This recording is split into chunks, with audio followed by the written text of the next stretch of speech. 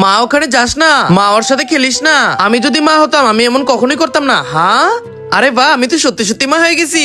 Aunty aunty, uncle আপনাকে ওই পাশের কাপড়ের দোকানটাতে যেতে বলেছে। আরে বাহ, শপিং এর জন্য? বিয়ের পর থেকে শুধু শাড়িই পরছি। এই মা কোথায় চলে গেল? লাড্ডু, আমায় ভালো লাগছে তো? ভালোই তো লাগছে, কিন্তু এই তোমার সাহস কিভাবে হয় এটা পরার? ভুলে যেও না তুমি একজন মা। মা হওয়ার পর তাহলে নিজের পছন্দের কাপড়ও পরা যায় না। ভাবি, আপনার ফোন এসেছে। কোথায় তুমি? আমি তো শর্মা ভাবির সাথে গল্প করতে আসছি। এই যে তোমার মেয়ে আজে বাজে ছেলে মেয়েদের সাথে খেলছিল, আর তোমার এটাতে কোনো যায় আসে না। সন্তানকে আগলে রাখা একমাত্র মায়ের হয়ে থাকে। আজকে তো আমার পছন্দের আলুর সবজি বানাবো।